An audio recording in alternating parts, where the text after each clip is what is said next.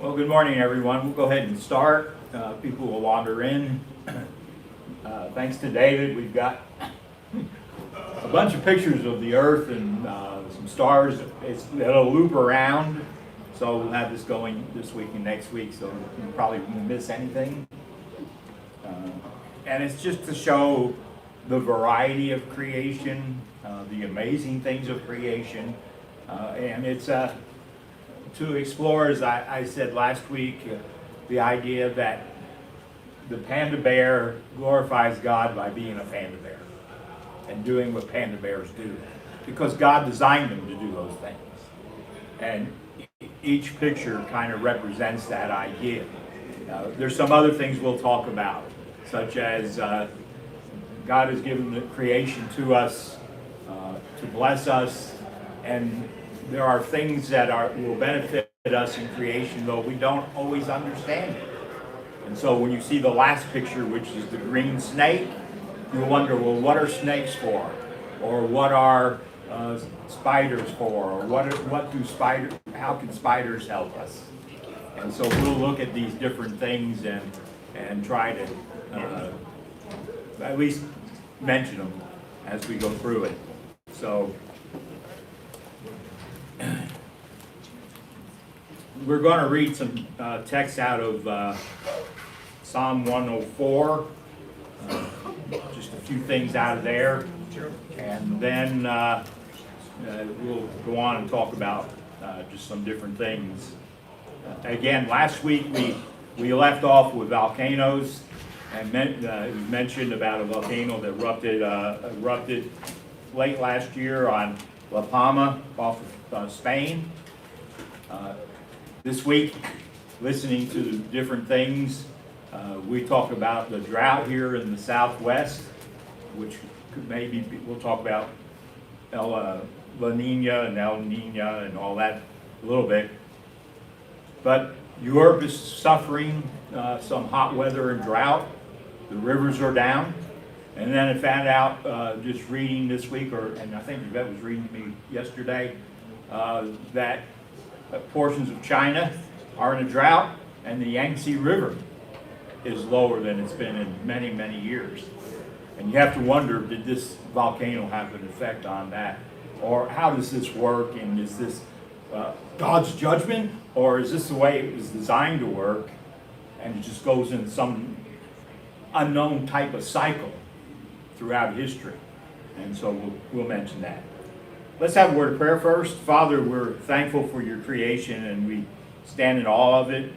We want to praise you for it and see it praising you as well. We're thankful that you bless us in so many ways. And one way is the gift of sight and hearing to see and listen to your creation.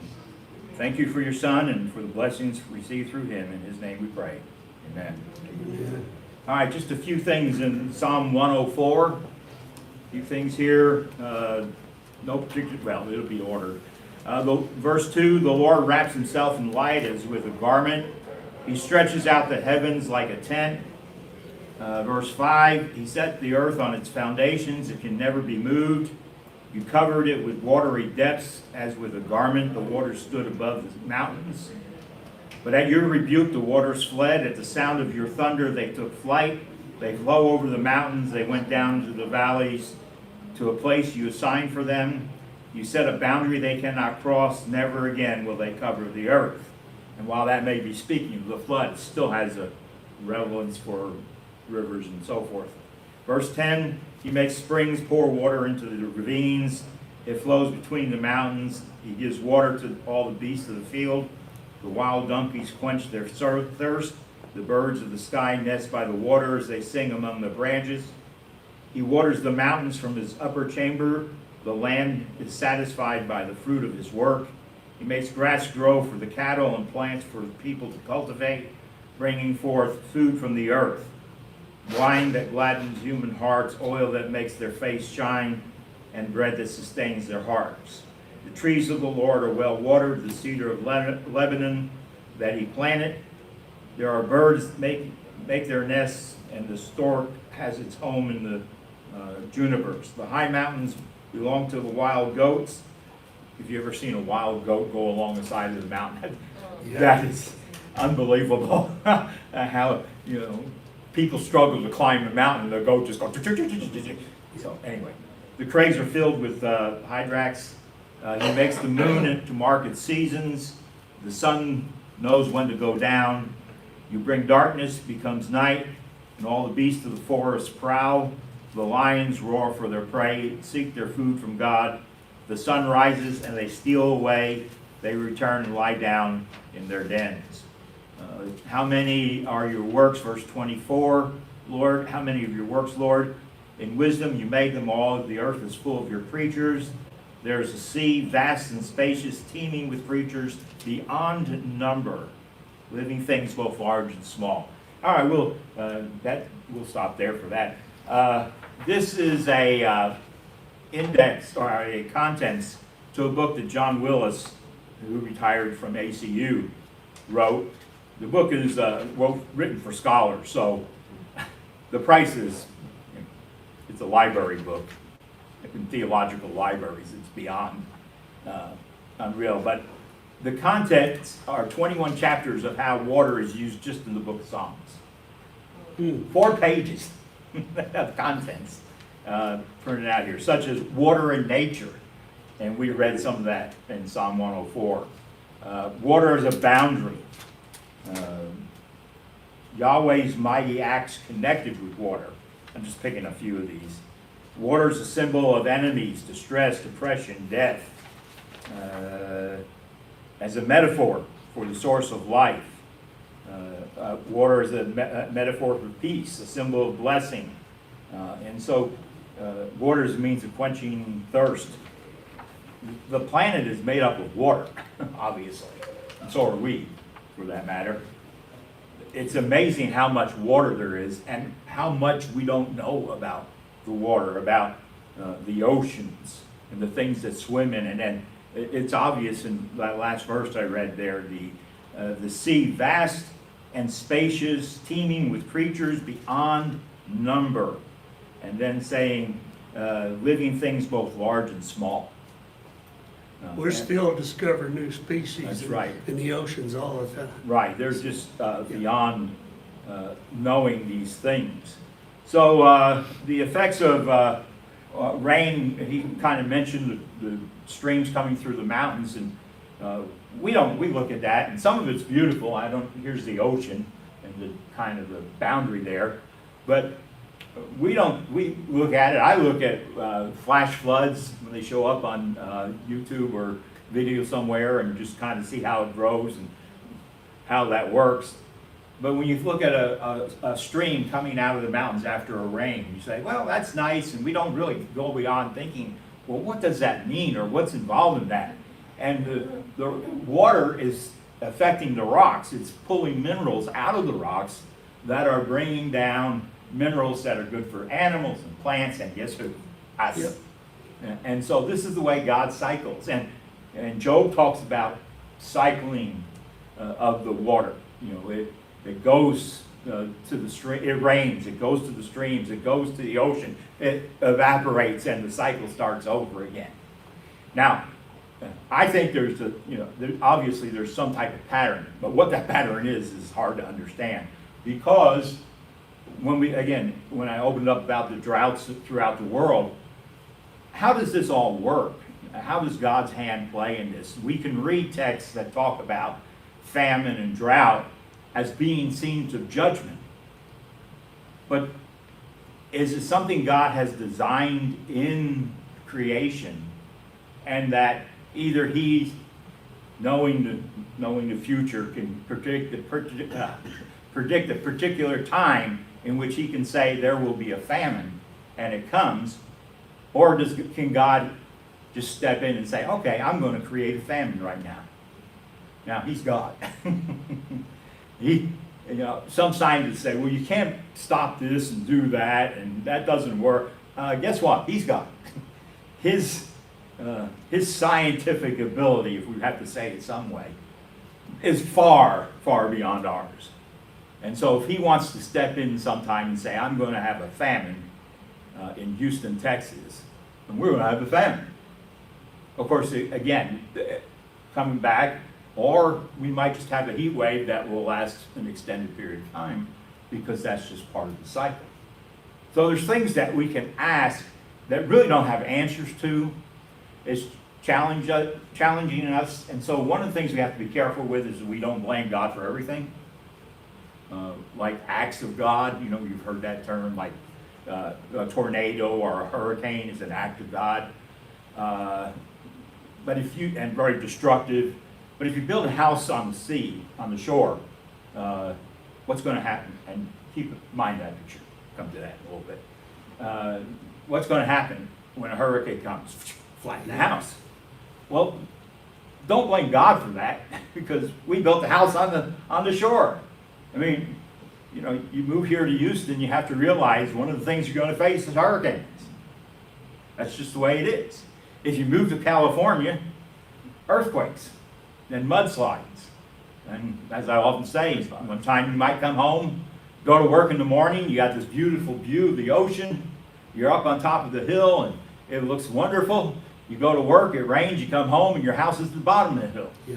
Just slid right down, you know, and you just wonder, well, it used to be there, what happened to it, you know? A mudslide, because that's the way the earth is in that particular area. You move to Colorado or Wyoming, guess what? Winters are a little cool and lots of snow. Or it can be dry, it can be lack of snow, but or if you move to Buffalo, lake effect snow, which is something else. Yeah. So anyway, so water has a lot of effects on us. Of course, the animals and plants drink it. We get minerals from it. There's a lot of CO2 in water, especially salt water, beyond anything that we can produce as humans. The oceans produce CO2. Now, there's all kinds of ways that works scientifically. I'm not a scientist. I read this stuff and it's way, way beyond me. Some of you have are into science, maybe have a better understanding of that. But anyway, that's just some of the things that water does. It's a liquid, it's a solid, and it's a gas. Water, ice, and vapor, which is kind of unique. Actually, it is unique. It's the only known thing that has those three characteristics to it, if I understand everything right. So we know that water turns to ice at 32 degrees, but it floats, and it doesn't freeze all the way down. So in winter, it protects what's underneath the ice. It's protecting the lower parts, the animal life and whatever else, the plants and all, underneath the ice. It protects it from freezing. And so this stays consistent in the ocean. It's a consistency and temperature and all is found in that area for those creatures. Where on dry land, we have 100-degree weather. February, this is one of my favorites, February 14th, 1895, Houston, Texas, 25 inches of snow. Yep. Who would have thought? And so I look every February 14th, I'm waiting for it to snow again. Another blizzard, you know. But it's just fascinating that underneath the water, everything stays stable and calm. And so there's some amazing things there. People talk about either cooling or warming of the planet. Chesapeake Bay has frozen over 7 times as far as we know. The last time was 1977. And I lived in Maryland in January of 1977. Moved in there on the 3rd of January, and it never got above 32 degrees. That whole month. I even baptized somebody in our baptistry, and guess what? No heater. It was cold. But that was the last time it froze over, and went that whole month without going above 32. So things happen. we don't know, why is that? That's just the way the cycle works, the way God has designed things. He has a purpose to it. We don't always understand those purposes. And so again, as Christians, we have to be careful how we say things to people. Well, that's God's judgment. Yeah. Or is it just the way God has designed the planet to work? And we're just seeing this unique aspect of it at this particular time. The ocean, as we've mentioned, is an amazing place. Places on the bottom of the ocean are 400 degrees Celsius. A little warm. There's a giant squid that's up to 59 feet long. That's one of those creatures that we talked about. There are mountains bigger than Everest, and oceans have rivers and lakes. I read that. I couldn't show pictures of this. That's amazing. They're just how they work together. Two different types of things. An ocean, you wouldn't think an ocean would have rivers and lakes, yeah. And yet it does. It has these places where it settles. This is how God, what's the purpose of it? Well, that's beyond us right now. Now maybe somewhere in the future somebody's going to come in and say, well, now we understand why it works this way. Right now, we don't have any idea. Been to the Dead Sea? You can float in the Dead Sea. You can't drink the water. It'll kill you. You got to be careful not to get it in your eyes. It's not good for that. But you can float on it. One of the big problems of floating on the Dead Sea is that you can literally get on your back and float. It's getting your feet back on the bottom that becomes a problem. Because of the salt water, it's hard. It really is hard once you get on your back to get off your back and back standing up. And yet people go out there and they do that. Supposedly there are benefits to all the salt water.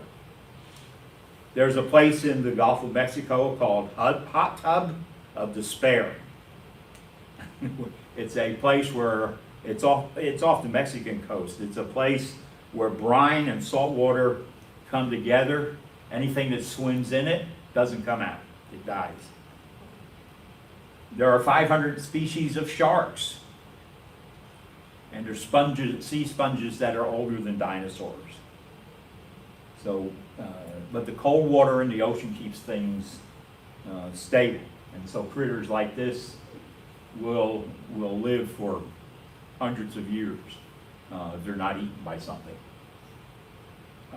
We don't understand all that, but it's an amazing thing. And again, the fish, all the plankton and other things that are down here, the great coral reef, and just talking about the Gulf of Mexico, we have these oil derricks out there pumping oil, and is that good? Until people go down diving, and what do they find? This is what they find, stuff like this. Literally hundreds of species of fish swimming around these oil derricks because the coral has built up on them, and it's a place where they find food and they find safety. So all kinds of species float around there. It's just an amazing thing. We get frightened by hurricanes, and yet hurricanes can be beneficial. They tend to cool things down a little bit. Mm-hmm. Something we might not think about because we're worried about being blown away, but hurricanes will cool things down. Why did God design those?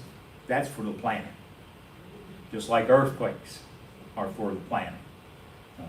Did he design it in its original situation? Maybe that's the way God designed things. We look at sin and think everything's corrupted because of sin in the sense we've sinned.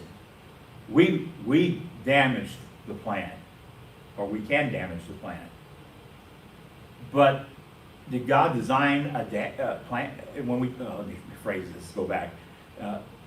Are earthquakes something that's caused because of our sin, or is something God designed as part of creation to benefit us? And it goes back again to the moving of minerals from lower to higher. or bringing hot water up and cool water down. These are things that earthquakes can do. Most volcanoes tend to be in the ocean. Then there's our La Nina, or El Nino and La Nino. La Nino is the man, that's what it means. Nina is the woman. We're in an El Nino system right now, very strong, third year in a row. It affects the Southwest with dry weather, and it seems like it's spread further this year. Australia, on the other hand, in its winter there, the eastern part of Australia is dealing with rain and floods. So what effect, usually La Nina has effects on hurricanes. It will, because of wind, it will tend to keep hurricanes down. This year, something else has happened that's keeping hurricanes down.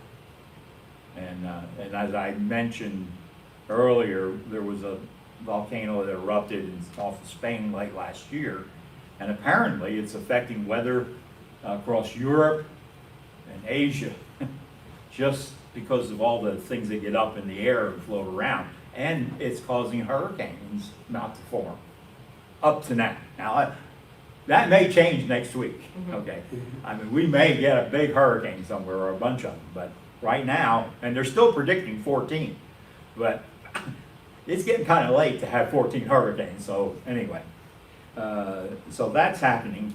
A historian, a medieval historian, his name is Michael McCormick. He was asked what was the worst year to be alive in, and he said 536. And they asked him why, and he said, for some reason, a mysterious fog plunged Europe, the Middle East, and parts of Asia into darkness day and night for 18 months. Wow. And through that period, the Black Death formed and other things occurred, and temperatures were fluctuating up and down, and so it was a pretty rough time for the planet. Is that designed? Is that judgment? So you go back to read Genesis 1. I'm all over the place, okay? So you just try to keep up. Sorry about that. I get going on this because I like it. But in Genesis 1, we have the picture of the garden. And Adam and Eve are to tend the garden, take care of the garden. What's on the other side of the garden? What's outside the garden? What's it look like? And those are questions. And again, how does this all work out? Well, anyway. 2018, National Geographic had an article announcing 5 new forests have been found in Antarctica, which implies there's more than 5. These were the new ones they found, drilling down, finding the wood and the, however all that works in their drilling process. Because at one time it was basically tropical. Right, the poles of the planet weren't necessarily frozen over all the time. Right. Which might suggest something. And this is not that far into past history. I know that's not the common narrative that you'll hear. This happened millions of years ago. But there was a map found. There's some people who question this, so keep that in mind. But there was a map found in 1500s in Italy by a Muslim admiral. And it was a map of that was is still in existence. It's been dated to well before Christ, and it had the coastline of Africa, the west coast of Africa, the east coast of South America, and the north coast of Antarctica, and it was the north coast was represented having trees. Now these people, there's several things about that amaze me. One is that these people could sail the world. I mean, we think we're the smart ones. You know, we can get on a ship and sail around. You know, we think, well, we know because we got pictures from space of Earth and all the continents and all that. We've got it. Yeah, we understand this. Those people didn't understand that. They read stars. And I'm not talking about astrology. They're out there saying, okay, that star's pointing us in that direction. And we're headed that way if we look at that star. They understood about the North Star, and they understood about the currents of the ocean and the winds and things like that. They were not ignorant people. Even when we were looking at Acts 27, you know, they understood about the winds, a fair wind, and we could go sailing, or a northeaster comes and we're in big trouble, type of thing. They understood that. They were experiencing that. They knew what that was about. Was that planned? No. That's just part of the way. Even Paul says we're getting really past good sailing weather. We're getting into the dangerous territory where it's not safe to sail. Now you go back to Jonah and you got a different picture. You got Jonah on running from God, and a storm comes along. Can God say, hey, I need a storm? Okay, here it is. Storm comes up, gets worse. Harder they row, the worse it gets. Finally throw Jonah into the sea, and flat, calm. Or Jesus walking on the water. I like Mark's version of it. He's walking on the water.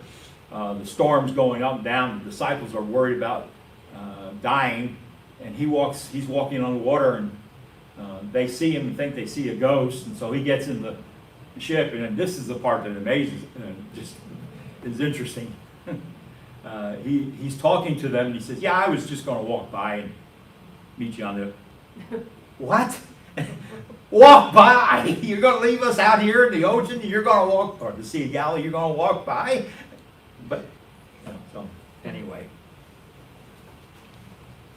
The few other things here. We talk about oil. This is an oil-producing area. Many of you have or do work for oil companies. I heard this over a year ago. There was some debate on, we need to stop oil, things and like that. And this guy from an oil company got on and said, well, here are things, rather than criticize or debate that, he said, here are things that we make from petroleum products. And I'm just going to list a few of these, not in any particular order. There's over 6,000. Yep. Ink, ballpoint pens, sweaters. Some of you got some oil on you. Nail polish, ladies, perfumes, toolboxes, food preservatives, purses, shoes, soap, deodorant, footballs, all you Texan fans, life jackets, skis, insect repellent, hair coloring, lipstick, yarn, denture adhesive, candles, hand lotion, luggage, football helmets, safety glasses, dice. Any gamblers here?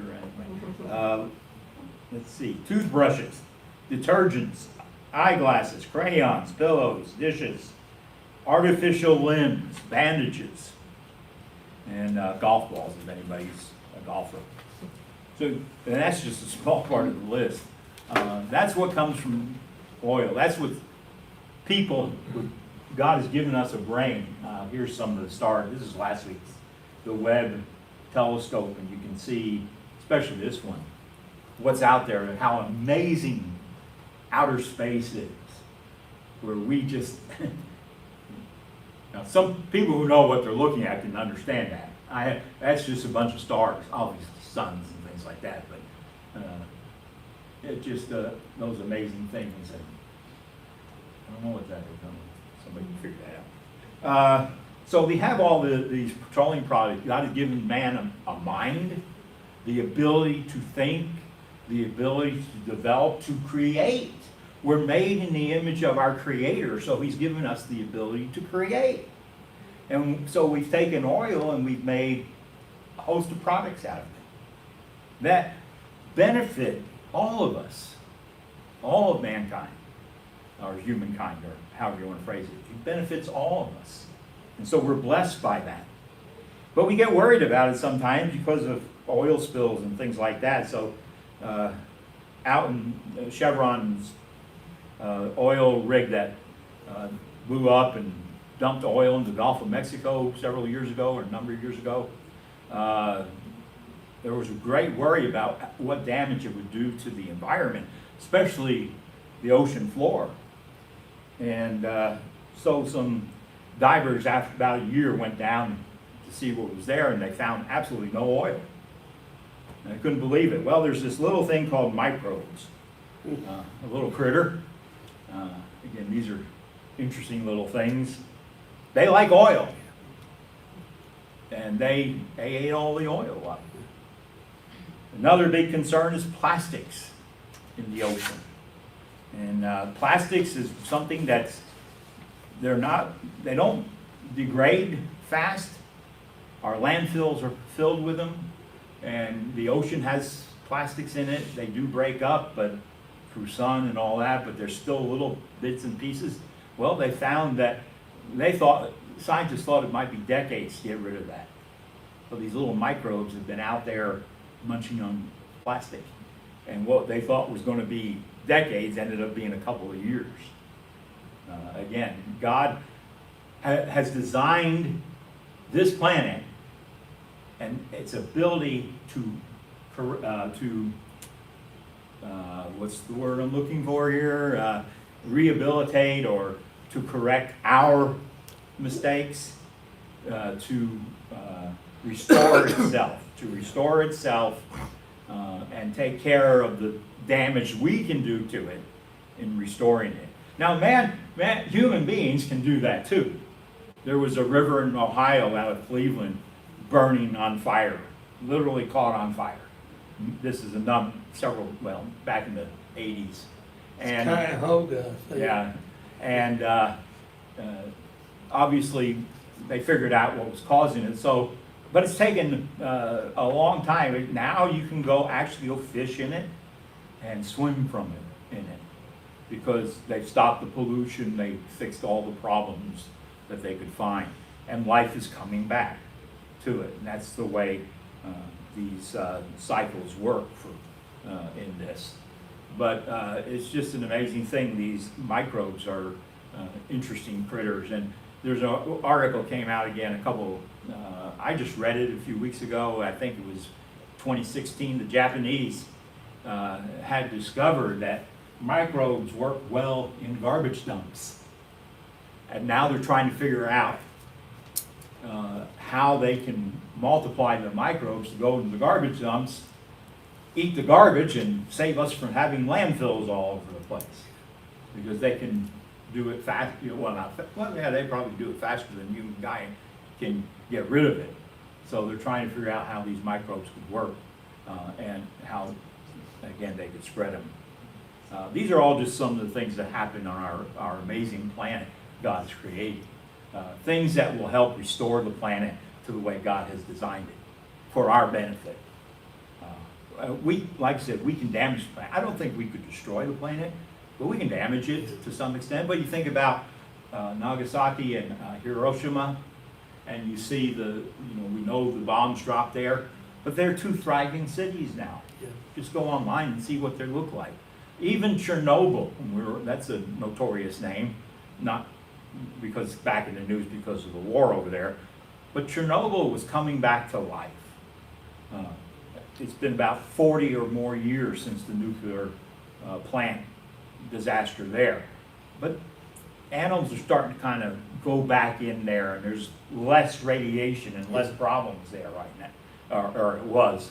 And so, yeah, it's going to still take more time, but it shows that God has created a means of restoring His creation from the damage we might do to it. There was a picture, Grand Canyon, yay. I'm glad somebody else stood there. Those of us who are old enough to know we don't like heights. There was a picture of fire, and it said, remember that. We know natural fire occurs from lightning strikes. Lightning strikes the earth thousands of times a second. The earth, the whole planet. It's amazing. And we know that the Earth's core has fire in it. But for us to make fire, for us to be warm, we're the only creature on the planet that can do that.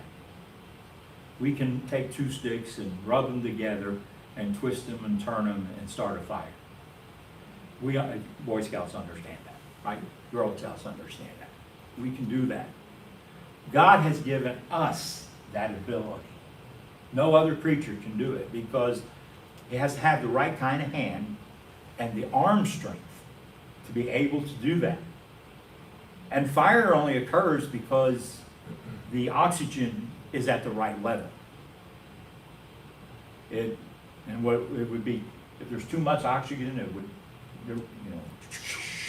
and if there's no oxygen or less oxygen, you couldn't get anything going. Right. So the planet is the right place, it's the right size, the oxygen level is just right for human life and just right to create fire. And we're the only ones that have the strength, the right strength to do that. It's amazing. I had never thought about that. I read this in a book by Michael Denton. He's got 5 books out on this, depending on how much detail you want to go into. The last one kind of summarizes the first 4, but he talks about fire and water and things like that and how beneficial they are. But he does it more in scientific terms.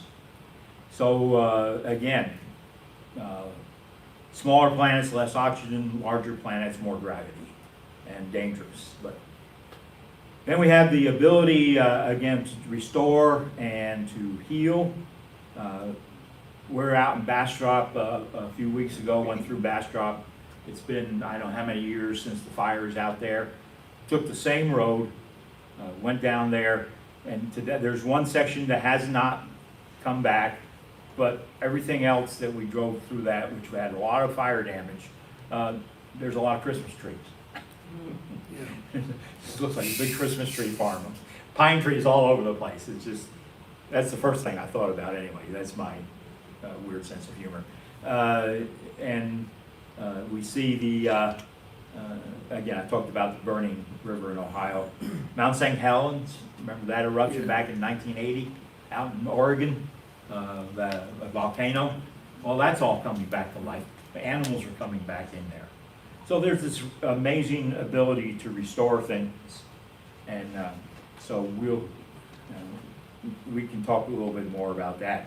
Had a lot, I think that's a road, it looks like it. The mind said, let's build a road through that area. Well, end of that one. Some more just, deserts fascinate me for some reason, I don't know why. I think this is, wow. And yet there's benefits out there. Just like in jungles in New Guinea, there are things that have been found that are amazing and that are beneficial, medicinal things. Yeah. George, one thing that amazes me is going through the mountains, and there'll be rocks like that, and you'll see this tree just out in the middle of a rock coming out. Yeah. It's, You think, wow, your life just struggling to get out there. it's a big tree too. It's, Well, things don't, and I know that's natural. You think, I just saw a picture last week about a tree that it was tall and it had a pickup truck up there. It had grown through the pickup truck, and as it grew, it just lifted the pickup truck. And okay, either that or he flew pretty high. I don't know, one or the other. So there's some amazing things. Birds, we've seen some birds in here. I like to look at birds and butterflies and things like that. The amazing migrations, birds that will fly 3,000 or 4,000 miles from one end to the other, from a winter home to a summer home, or from summer to summer because you're going south. But the migration patterns, how do they know how to do that? The wind. The wind. The wind. Well, that helps, yeah. No, but I mean, knowing when to do it. Oh, when to do it, yeah, when to do it. Or the salmon going to spawn, and going up those rivers and just struggling to get to their spawning grounds. The birds that can there's a bird that can dive into the water and just go down to the bottom to get whatever it was hunting. Or you see an eagle flying along a lake and just grabbing a fish.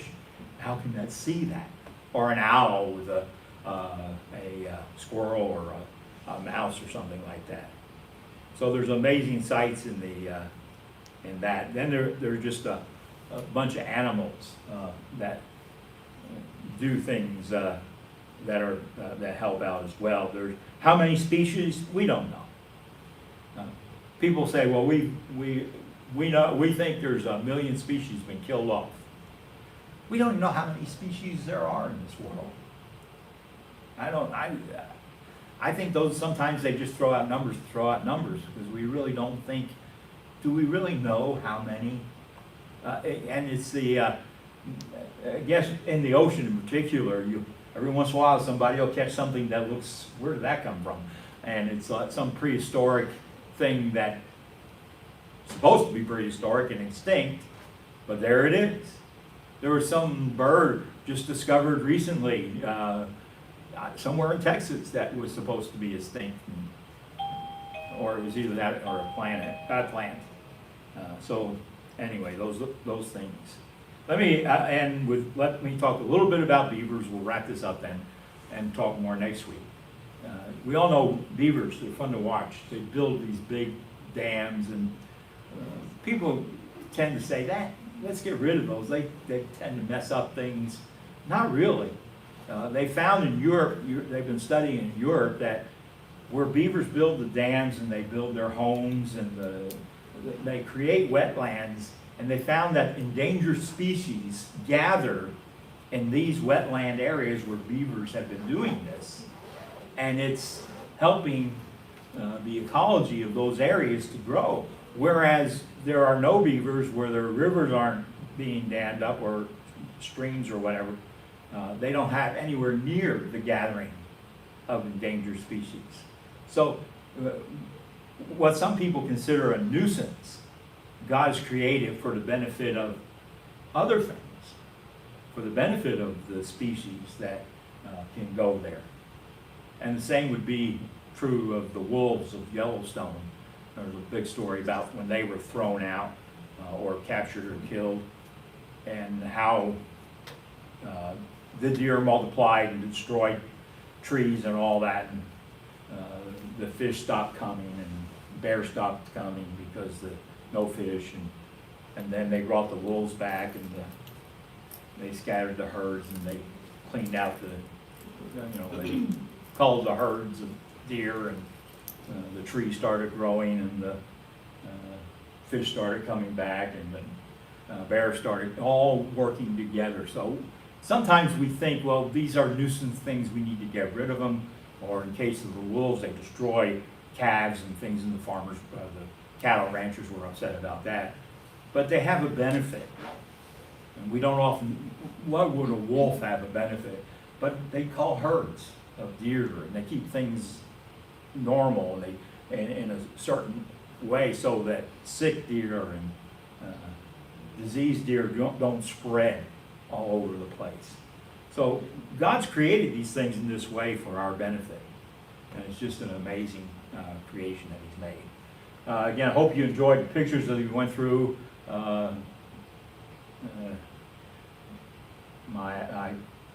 From back there, I couldn't see whether that was a lion or what is a leopard, but I thought, oh, David had to put in there the Lion King. Get a movie in there somewhere, but he said that's the off-brand, so. All right, we appreciate it. Thanks for being here. Next week will be our last class, and we'll talk about a few other. We'll talk a little bit more about the human body next week.